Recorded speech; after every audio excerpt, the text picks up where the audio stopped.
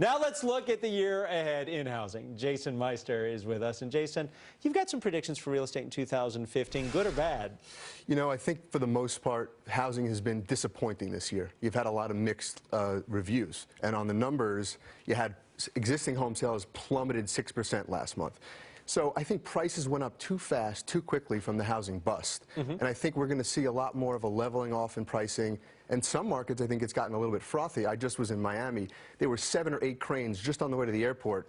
That's a lot of South American money and overseas money. But I think you're going to see a little bit of that foreign money, an investor backing off, and more of the owner-occupants trying to get into the market, but there's an affordability issue. Okay, well, let's talk about, for instance, Miami. That certainly is going to affect the high-rise apartment condo dwelling market. But what about people with a standalone single-family structure?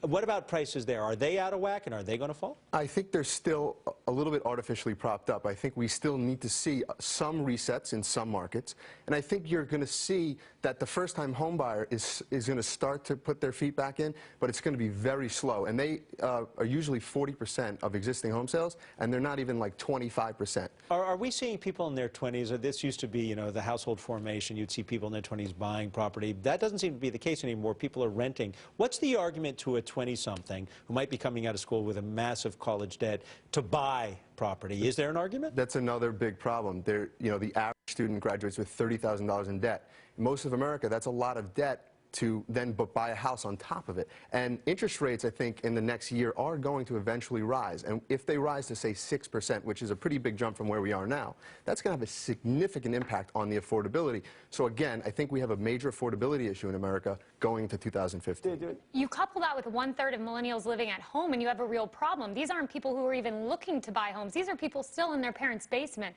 It's a real affordability issue. I think you're exactly right. But, so I'm going to throw in something to that, though. There's an inheritance coming for a lot of people as baby boom, you know, as baby boom passes away. Those people are going to have money. Are they going to be buying property? It's interesting. We're going to have to see how that plays out. But I still think that you have 15% real U6 unemployment in the millennial generation. And a lot of them are going back into their parents' homes and living there for a while to save some money. It's a difficult time. But there's something else that I'm noticing. There's going to be a loosening of lending standards. And I think that's a very dangerous thing. That's yeah, we're already seeing that. Freddie Mac. They're going to, correct, 3% down payments. Right. There's not enough skin in the game.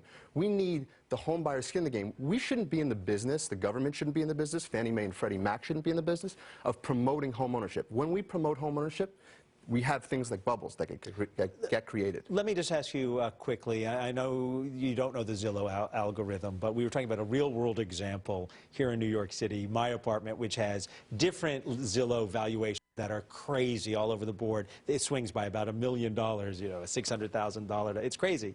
Does anyone trust in the real estate world the Zillow valuations? Because we all go to look at what's this worth. I think it's for the average homeowner to go check out a value. I think it's not going to be very scientific. I think it gives you a little bit of a sense, plus or minus, but it's not scientific enough for you to put your value on your home. All I know is the apartment right above us, they valued it $2 million, and I'm like, what on earth? There's no way. There's no apartment in my building over $1 million. I mean, are you kidding? But you're on 2nd Avenue, so you have the 2nd Avenue subway coming. Yeah, coming, but we're taking a hit on 2nd Avenue. I mean, please, thank you very much. Thanks for having me. Appreciate it.